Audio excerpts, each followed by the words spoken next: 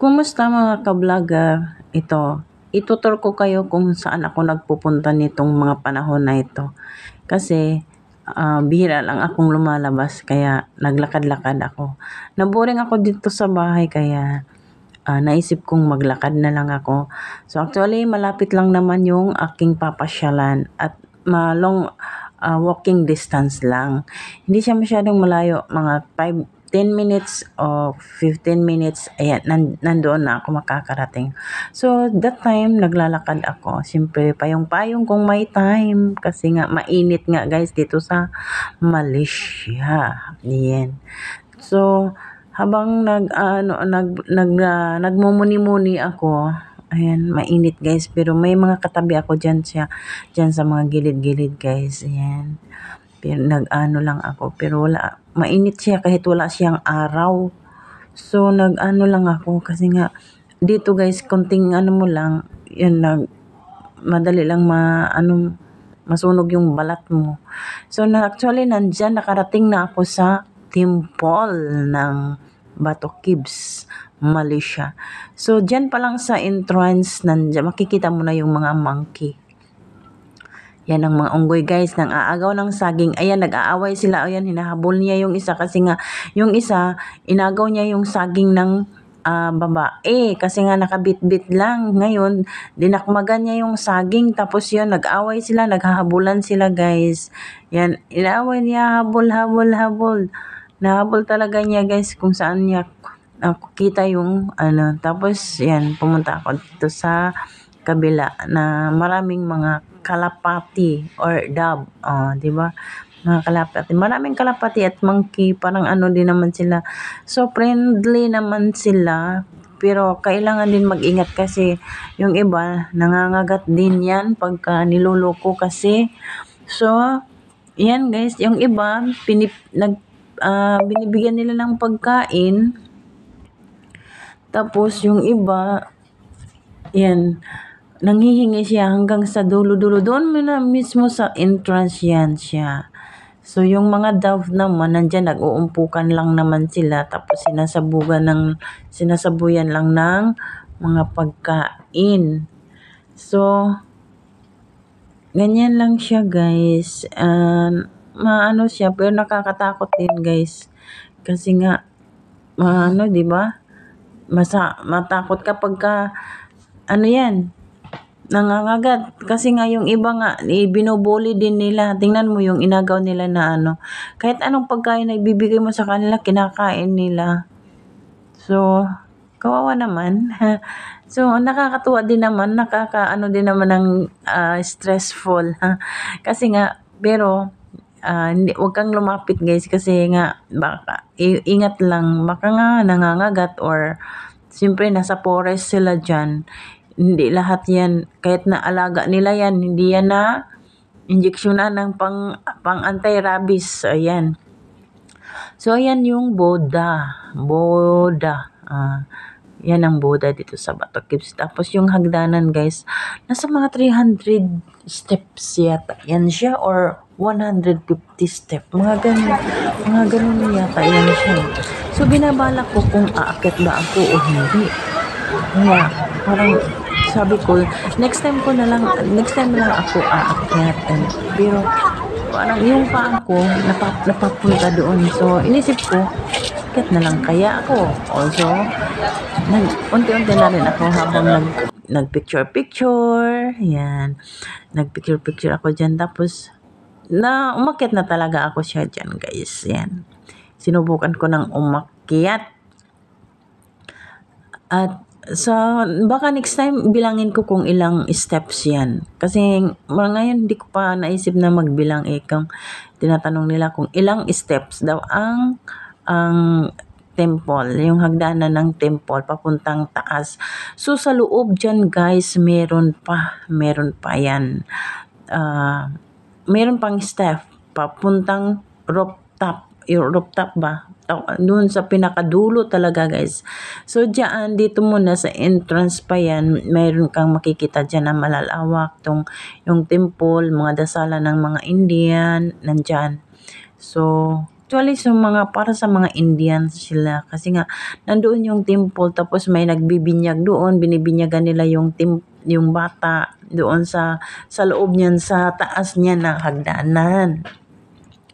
So, dito guys, nasa tuktok na ako dyan. Nakarating na ako sa dulo. Nakakarating na ako sa dulo. Pero hindi pa ako nakarating talaga mismo.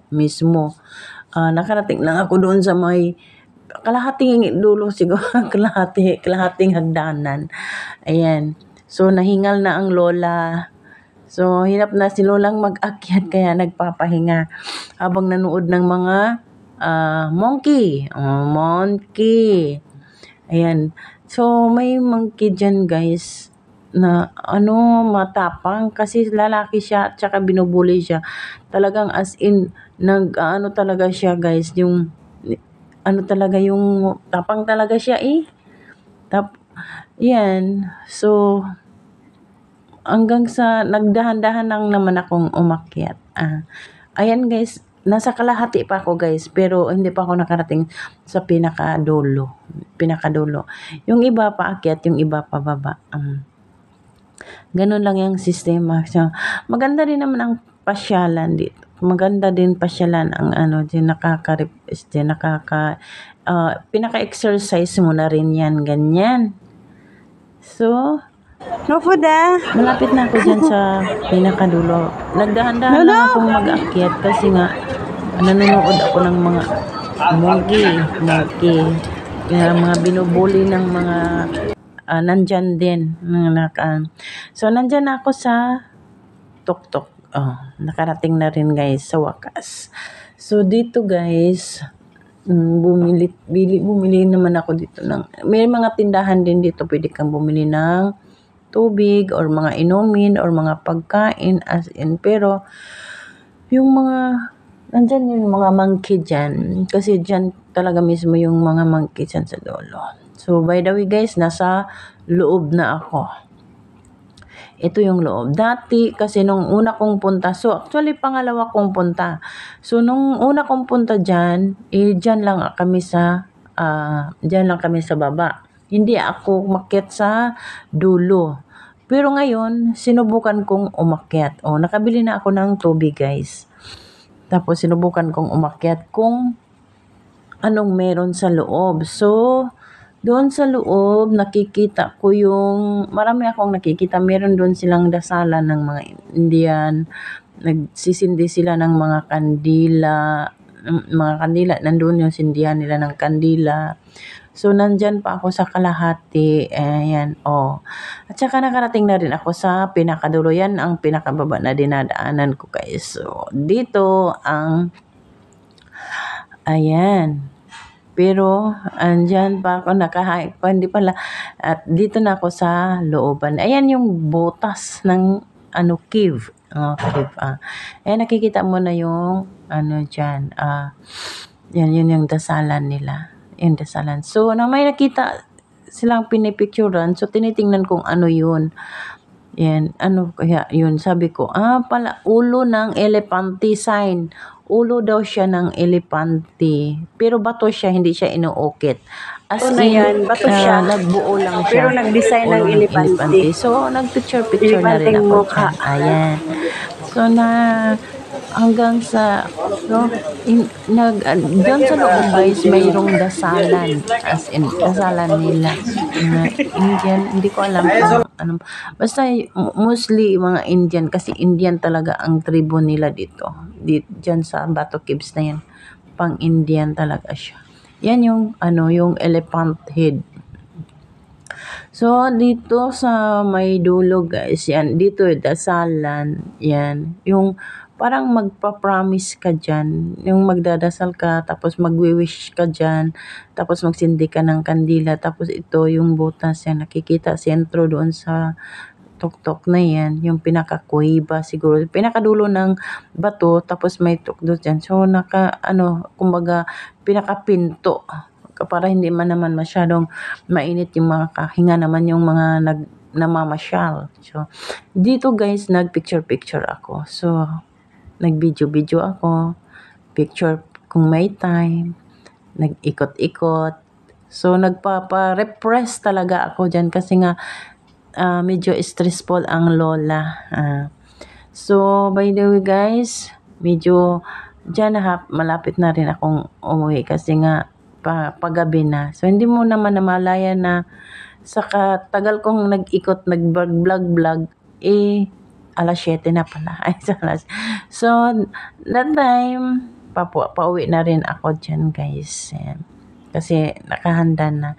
Pero nag-vlog pa rin ang lola para may pang-post. O, diba? O, post ka lola. Post. Nag-inday-inday pa ang lola guys. So, dyan, natawa si Inday kasi nga, timer kasi ang aking pag-vlog guys. Wala kasi akong mga photographer. So, sulo-sulo ko pa. So, nagpicture ako dyan pero may nakapansin na tao. Akala ko picture video pala. O, diba? So, na-video na rin. Ayan. Ginawa ko na ang aking mga vlog. Ayan. So, that time, pauwi na ako dyan, guys. Lulusong na ako sa baba uli. Kasi nakapasyal na ako sa taas. So, next time, bala ko na rin pumunta. Kasi alam ko na rin dyan. Pero maganda, guys. Maganda, uupo-upo ka doon. Nakaka-repress din ng mga stressful ba. Yung mga ganyan. Kasi natutuwa ka. So, habang umuwi ako, nakita akong unggoy. Ayan. Yung monkey na nagsusulo. So, tinektok ko yan. So, binablog ko yan sa TikTok. Habang siya. Di ba hinahanap niya yung music kung nasaan yung music dyan. Pero, hindi. Ayan. Siya lang yung mag-isa. So, binibole-bole ko siya. Pero yung iba dyan guys, nandoon sa baba kasi nga mga greedy yun sila Gusto nilang baka ito yung tatay na ito. So dito guys, yung babae at saka lalaki. Tapos yung lalaki matapang, nag-aaway talaga, nang aagaw ng pagkain guys. Tapos yun, talagang nanununggab siya guys. Tapos pag binubuli mo, ayun. So habang pauwi ako, nagpicture pa rin ako guys dyan. Pero pauwi na ako niyan guys. Kasi nagpicture lang ako. Tapos dito, dinadali ko sila sa TikTok. Ayan, sinama ko sila sa TikTok guys. Yan, nagti-TikTok ako. Habang umuwi, bumababa binablog ko yan. Tapos may nakita ako sa dulo na sa baba. Pababa na ako dyan guys. Nakita ako dyan sa baba. Ang dami palang monkey. Side by side. Ang dami. Mag-iina siguro sila. Ang daming monkey. As in, napakarami talaga. Tapos yun, yan. Ito siya. Yan, lalaki siya Inagaw niya yung bulaklak. Kinuha niya doon. Ay, yung iaalay ng babae. Kasi bit-bit lang niya. Inagaw ngayon yung bulaklak. Na iaalay niya doon sa santo nila. So, inagaw niya. No choice siya kasi natakot din siya baka kagatin. At saka, once na nakuha niya yung pagkain, hindi mo na makukuha kasi kakagatin ka na dyan, aawayin ka na dyan. Tapos yun, lalaki yun itong nasa likod ko. Tapos may nakita ko isang monkey doon sa dulo. Ayan, sa dulo. O, diba? Yan, ang monkey sa dulo. Yan. So, sa baba niyan guys, maraming lalaki siya Ito si babae. Yan, kinuha niya ng ayaw yata ng lalaki ng bulaklak, pero yung babae kumakain siya ng bulaklak. Tapos yun, sa baba niyan guys, meron pala sila diyan, marami mag-iina. Yan, ang dami kong nakikita diyan, mag-iina sila. Nakita ko, ang dami ko talagang nakakatuwa din naman sila guys. Kaya minsan naisip ko babalik ako doon at magpa-repress ulit kasi maganda. So, hanggang dito na lang guys. Pauwi na rin ako dyan guys. At syempre guys, hindi natin